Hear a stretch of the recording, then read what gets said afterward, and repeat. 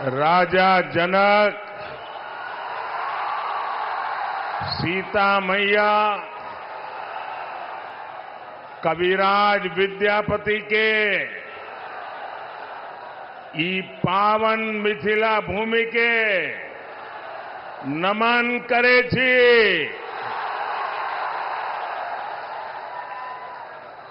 मैं दरभंगा की धरती से स्वर्गीय महाराजा कामेश्वर सिंह जी को भी प्रणाम करता हूं। एक तो मिथिला की ये पुण्य भूमि और दूसरा आप जनता जनार्दन का आशीर्वाद। इससे बड़ा जीवन का सौभाग्य क्या हो सकता है।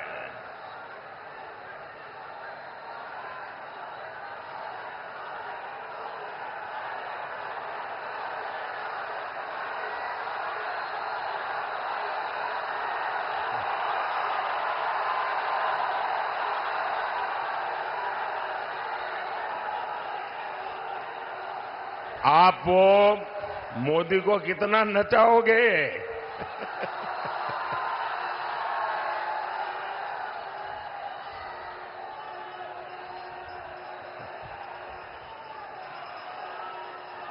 वो एसपीजी वालों को कहिए वो मोदी को कब्जा कर ले।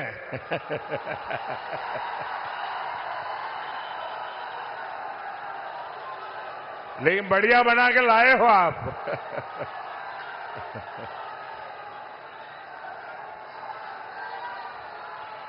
आपका बहुत बहुत धन्यवाद जी। बोलिए भारत माता की, भारत माता की। ये एसपीजी वालों को दे दीजिए। हाँ।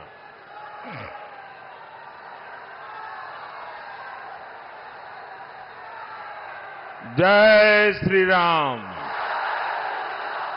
जय श्री राम। मैं आप सभी को अयोध्या में राम मंदिर के निर्माण की बहुत बहुत बधाई देता हूं।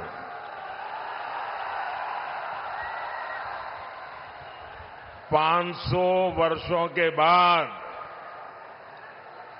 हमारा इंतजार समाप्त हुआ। 500 साल तक ये हमारे पूर्वज संघर्ष करते रहे, बलिदान देते रहे और कभी भी निराश नहीं हुए। हमारे पूर्वजों को पता था कभी न कोई बेटा पैदा होगा, कभी तो कोई बेटा पैदा होगा जो 500 साल के इंतजार को परिपूर्ण करके भगवान राम मंदिर। और साथियों,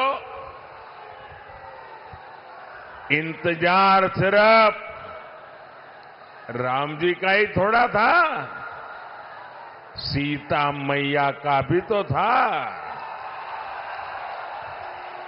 और हमारे मिथिला के भी तो था। हम अपने जीवन काल में ये शुभ समय देख रहे हैं। ये विश्वकर्मा भक्त आप नीचे रखो, पीछे लोग देख नहीं पाते। मैंने आपको देख लिया, सुखी रहो।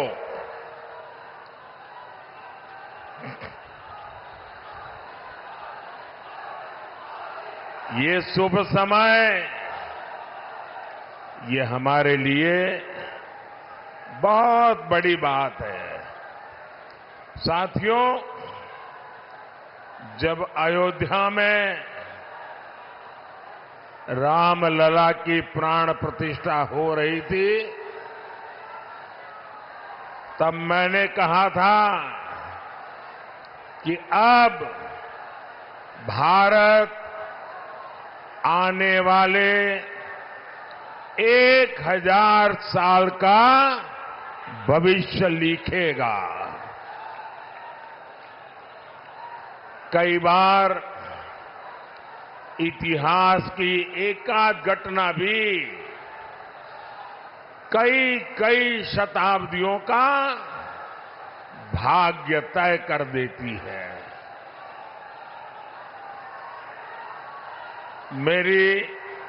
मेरी आप सबसे प्रार्थना है, देखिए जगह छोटी पड़ गई है, मैं जानता हूं आपको तकलीफ हो रही है, हो सकता है आप मुझे देख ना पाते हो,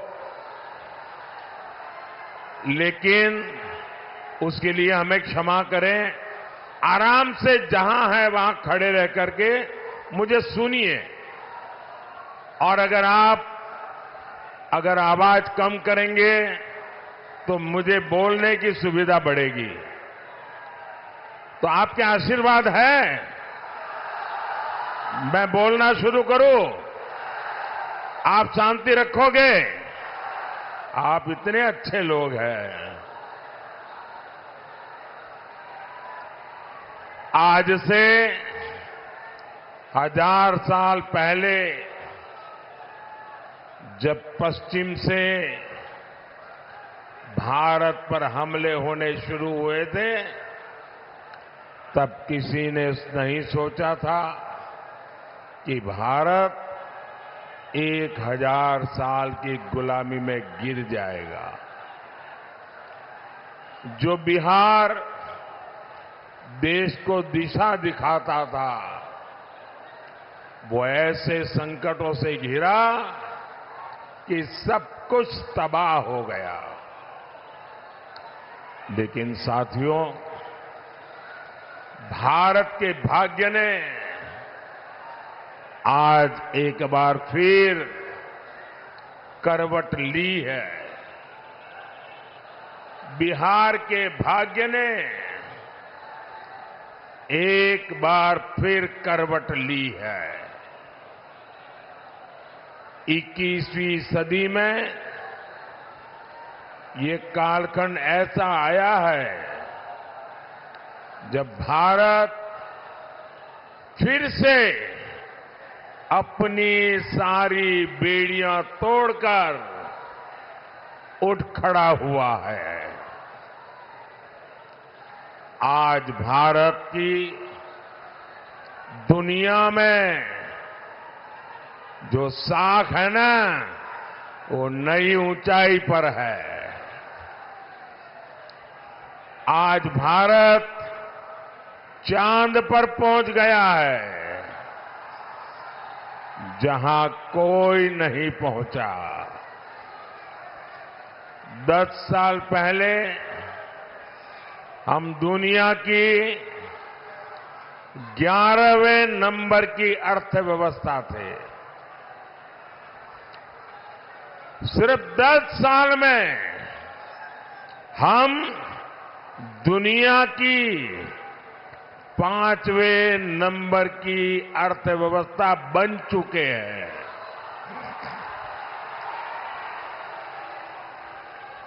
आपको कोरोना का समय याद होगा। 100 साल का इतना बड़ा संकट आया था। पूरी दुनिया सोचती थी भारत तो गया, भारत तो बर्बाद हो जाएगा, दुनिया भी बर्बाद करेगा। सब सोच रहे थे कि अब क्या होगा, लेकिन उस समय भारत ने दिखाया कि भारत का सामर्थ्य क्या होता है। भारत उस संकट से निकला, दुनिया को भी राह दिखाई, लेकिन साथियों, उस इतने बड़े संकट में बिहार के लोगों के साथ कांग्रेस और इंडी गठबंधन वालों ने जो किया वो मैं कभी नहीं भूल सकता। दिल्ली में इंडी गठबंधन की सरकार थी, महाराष्ट्र में इंडी गठबंधन की सरकार थी और इन लोगों ने बिहार के लोगों को उस संकट काल में वहां से साजिश करके भगा दिया, वापस भेज दिया था। मेरे बिहार के नौजवानों को, मेरे बिहार की बेटियों को दिल्ली से इंडी गठबंधन की सरकार वालों ने भगाया था। महाराष्ट्र से इंडी गठबंधन वालों ने सरकार ने भगाया था। मैं जरा बिहार के नौजवानों को पूछना चाहता हूं, जिन्होंने आपके साथ ये जुल्म किया, क्या उन्हें माफ करेंगे? क्या इस चुनाव में हिसाब चुकता करेंगे कि नहीं करेंगे?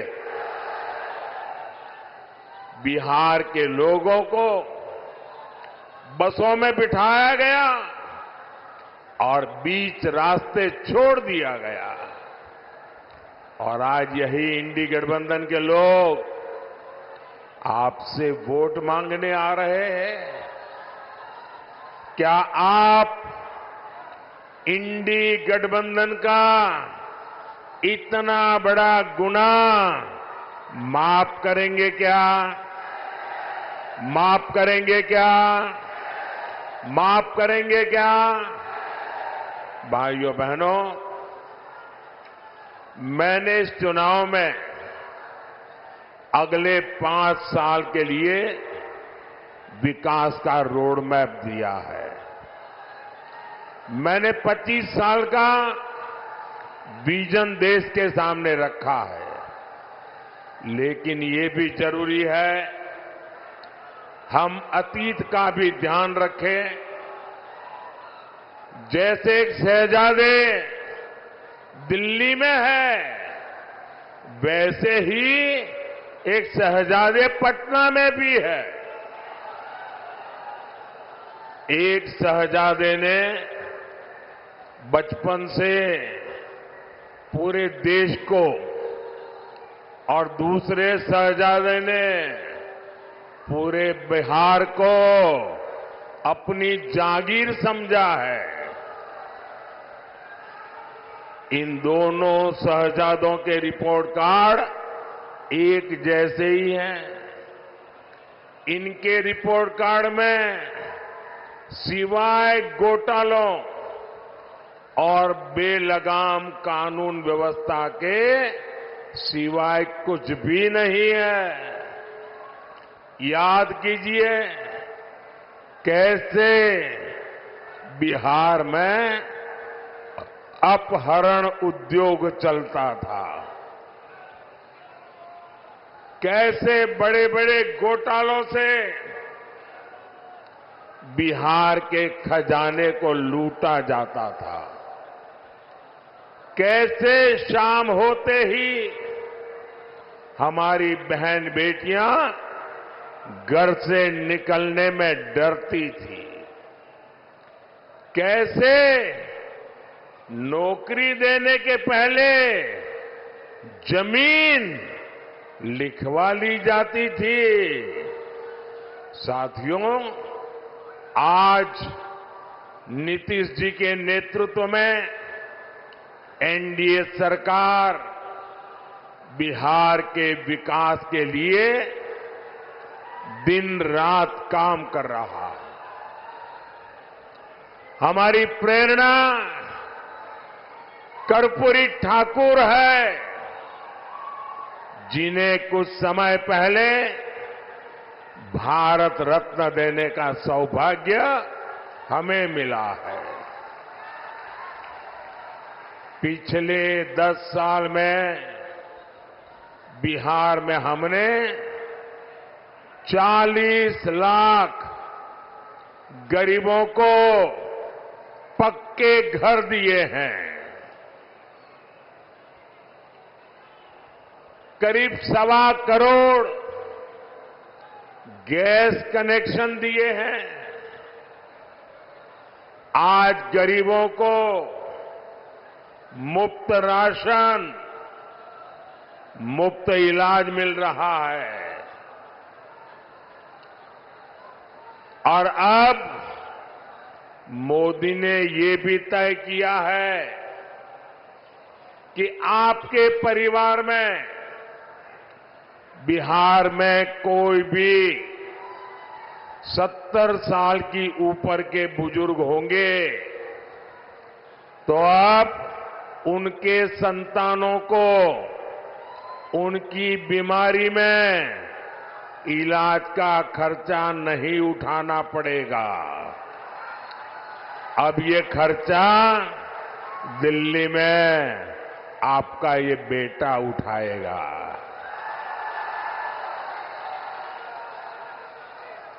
सत्तर साल के ऊपर के हर बुजुर्ग को 5 लाख रुपए तक मुफ्त इलाज मिलेगा। मेरे बिहार के साथियों, मेरे दरभंगा के साथियों, मेरा एक काम करोगे? जरा हाथ ऊपर करके बताइए, करोगे? पक्का करोगे?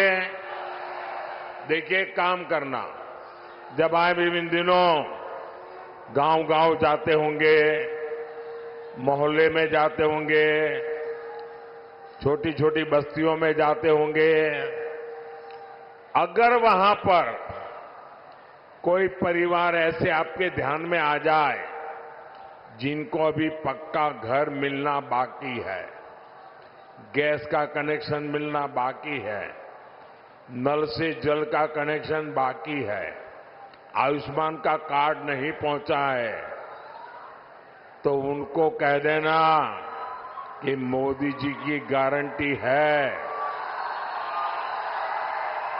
4 जून के बाद, नई सरकार बनने के बाद हम 3 करोड़ नए घर बनाने वाले हैं। तो आप मेरी तरफ से उन सब परिवारों को गारंटी दे देना, मेरे लिए तो आप ही मोदी है।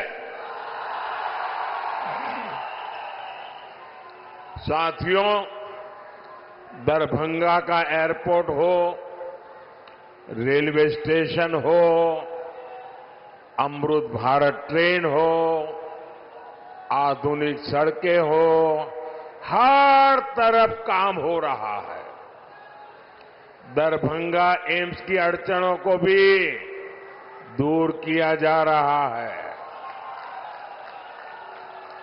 साथियों, जब विकास की बुनियाद मजबूत होती है, तभी उद्योग और रोजगार पैदा होते हैं। यहां दरभंगा में आईटी पार्क भी बना, जिससे युवाओं के लिए नए अवसर पैदा होंगे।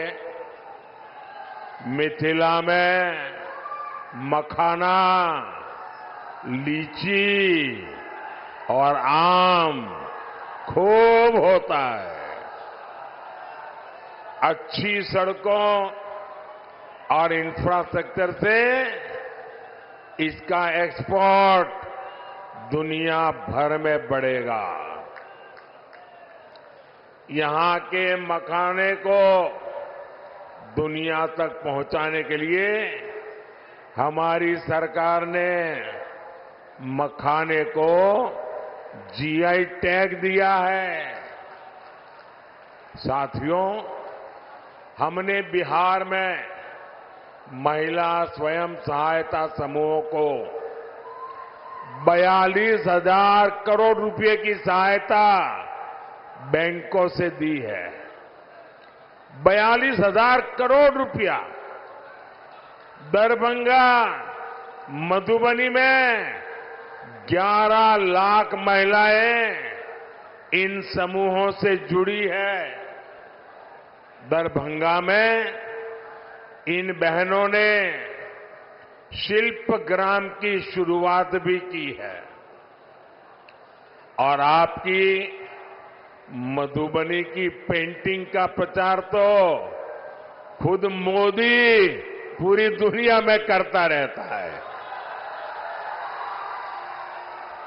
आज आगे बढ़ती हमारी बहनों की ये खुशी यही मोदी को मेहनत करने का हौसला देती है।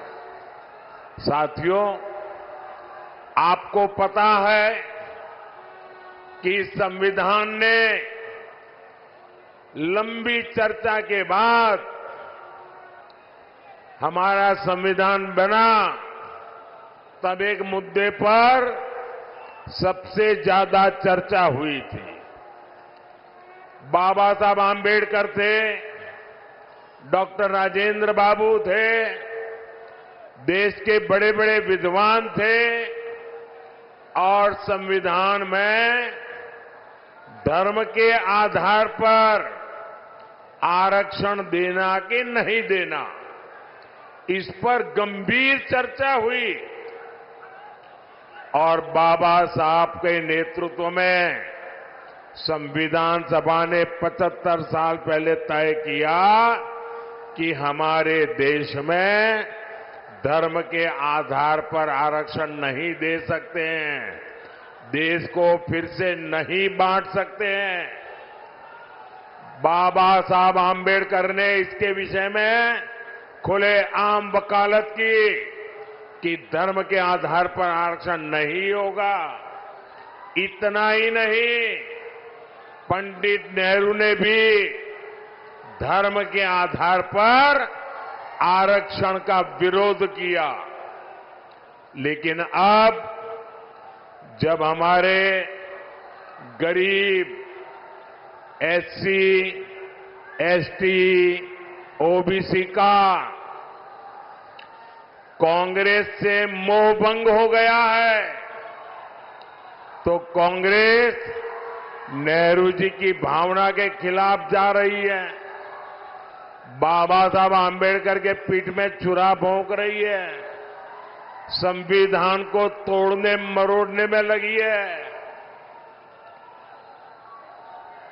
कांग्रेस लगी हुई है कि ओबीसी कोटे को कम करके धर्म के आधार पर उसमें से डाका डाल के मुसलमानों को आरक्षण दे दिया जाए,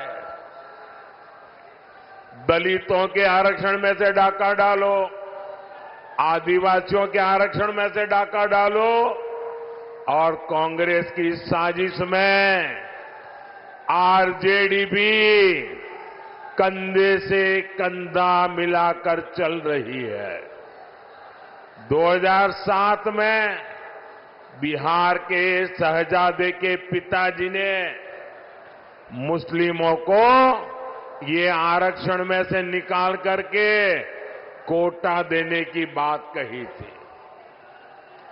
रेल मंत्री के रहते हुए उन्होंने रेलवे अधिकारियों को कहा था कि मुस्लिमों के लिए कोटे का इंतजाम किया जाए। सोचिए, ये एससी, एसटी, ओबीसी का आरक्षण छीनकर को मुस्लिमों को देना चाहते हैं। आप मुझे बताइए, धर्म के आधार पर ओबीसी, एससी, एसटी आरक्षण अगर कटेगा तो यादव, कुर्मी, इन समाज का हक भी बचेगा क्या? सब कुछ खत्म हो जाएगा। पासवान, मुसहर, रविदास, दानुक समाज के हक पर ये डाका डालने में उसकी फिराक में है। साथियों, मैं पिछले 12 दिनों से कांग्रेस को और उनके चट्टोपट्टों को आरक्षण के मुद्दे पर चुनौती दे रहा हूं। मैंने उनसे कहा है, मैंने लिखित में मांगा है कि इंडी गठबंधन धर्म के आधार पर एससी, एसटी, ओबीसी का आरक्षण छीन करके मुसलमानों को नहीं देंगे। धर्म के आधार पर आरक्षण के लिए संविधान के साथ खिलवाड़ नहीं करेंगे, लेकिन इनके पेट में पाप है। 12 दिन से मैं मांग कर रहा हूं, ये चुप बैठे हैं। साथियों, मैं आपको विश्वास दिलाता हूं,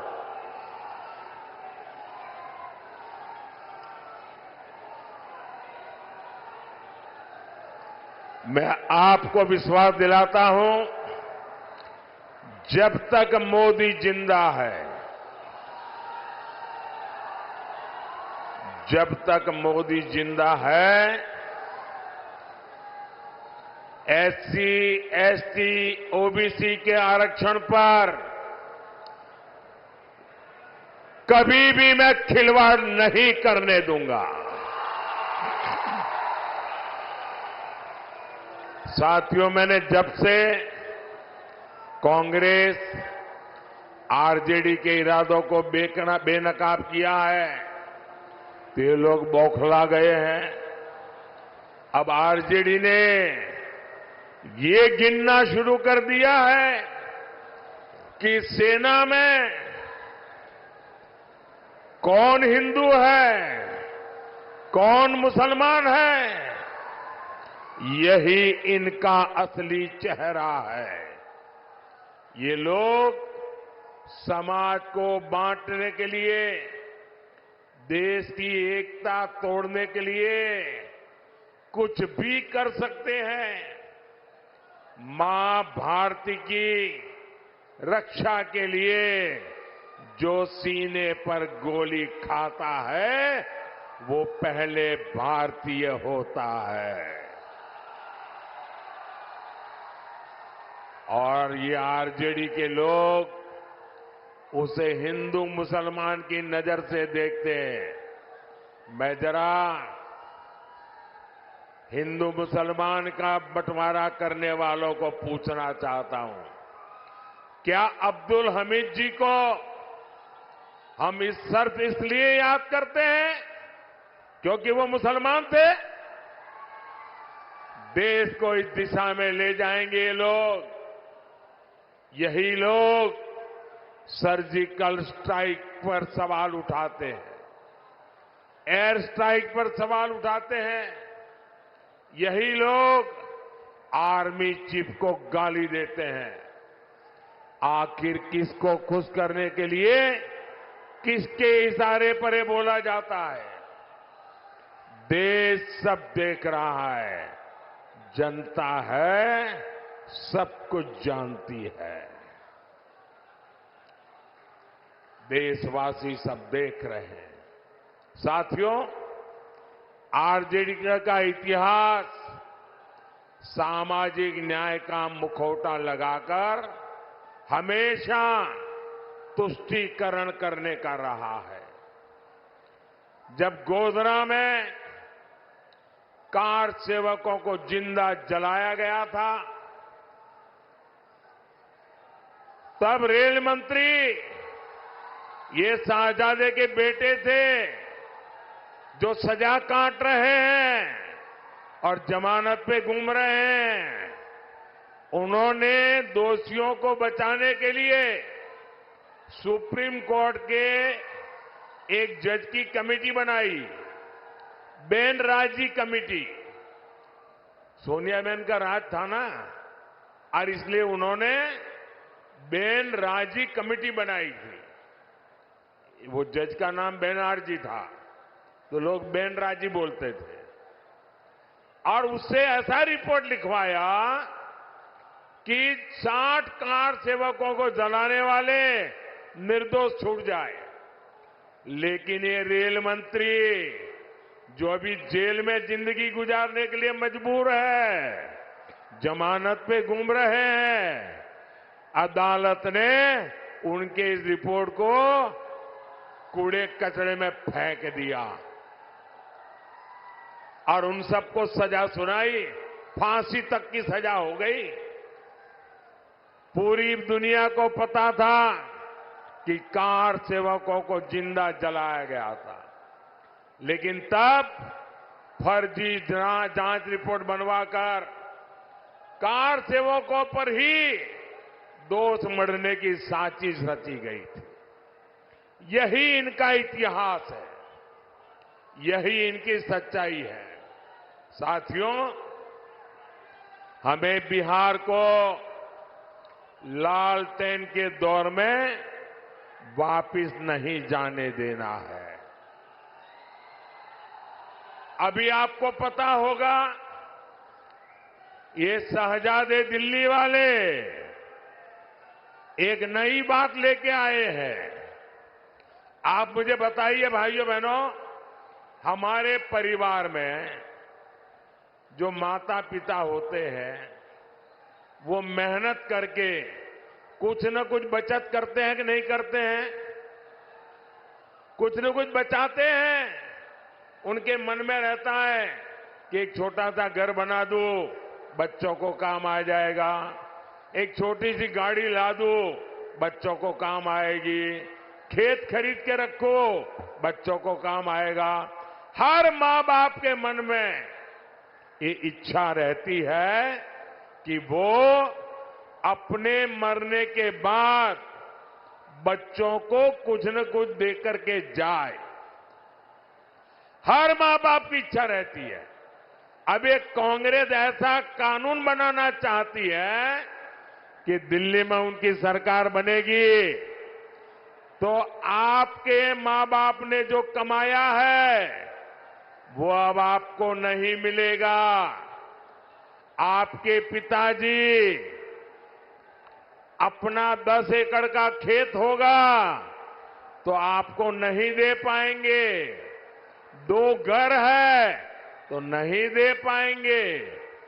आधा ये इनकी सरकार छीन लेगी।